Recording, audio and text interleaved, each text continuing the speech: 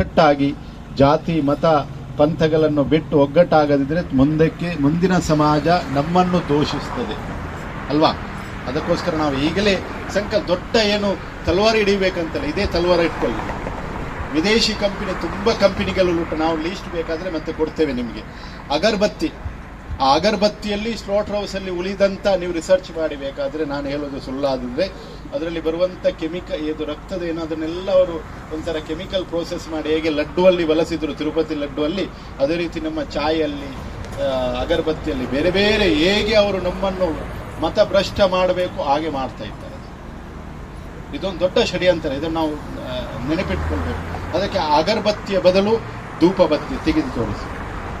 ಇದು ಧೂಪಬತ್ತಿ ಶಾಸ್ತ್ರ ಹೇಳ್ತದೆ, ಅಗರಬತ್ತಿ ಸಮರ್ಪಯಾಮಿ ಅಂತ ಎಲ್ಲಿಲ್ಲ, ಧೂಪಂ ಸಮರ್ಪಯಾಮೆ ದೀಪಂ ಸಮರ್ಪಯಾಮೆ ಅಂತ. ಇದು ಧೂಪ, ಇದರಲ್ಲಿ ಹಾಕಿರುವಂಥ ವಸ್ತುಗಳು ನಾವು ಟ್ರೈನಿಂಗ್ ಕೊಡ್ತೇವೆ ನಿಮಗೆ.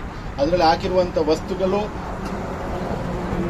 ತುಂಬ ಪವರ್ಫುಲ್, ಶಕ್ತಿಯುತ ವ್ಯಕ್ತಿಗಳು. ಅದರಲ್ಲಿ ಹಾಕಿರುವಂಥ ವಸ್ತುಗಳಿಗೆ ಮಾರ್ಕೆಟಲ್ಲಿ ತುಂಬ ಬೇಡಿಕೆ ಇದೆ. ಅದು ರೈತರನ್ನು ಬೆಳೆಯಬಹುದು, ತುಂಬ ವ್ಯಾಪಾರ ಆಗ್ತದೆ. ಇಂಥ ವಸ್ತುಗಳನ್ನೇ ನೀವು ಬಳಸಿ. ಒಂದು ಸ್ವಲ್ಪ ಹಣ ಜಾಸ್ತಿ ಆಗ್ಬೋದು, ನೀವು ಮನೆಯಲ್ಲಿ ಮಾಡ್ಬೋದು, ಕೆಲವು ರೈತರಿಂದ ಗೋಮಯ ತಗೊಂಡು ಅದನ್ನು ಮಾಡ್ಬೋದು.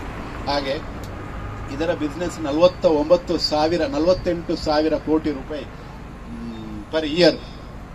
48,000 ಕೋಟಿ, ಅರ್ಥ ಆಯ್ತಲ್ವಾ? ಅಗರಬತ್ತಿ ಬಿಸ್ನೆಸ್. ಹೆಚ್ಚಿನ ಅಗರಬತ್ತಿ ಕಂಪನಿ ಇರುವುದು ಮುಸ್ಲಿಮರ ಕೈಯಲ್ಲಿ. ಅದಕ್ಕೆ ಬರುವಂಥ ಬಿದಿರಿನ ಕಡ್ಡಿ ಬರುವುದು ಚೈನಾದಿಂದ.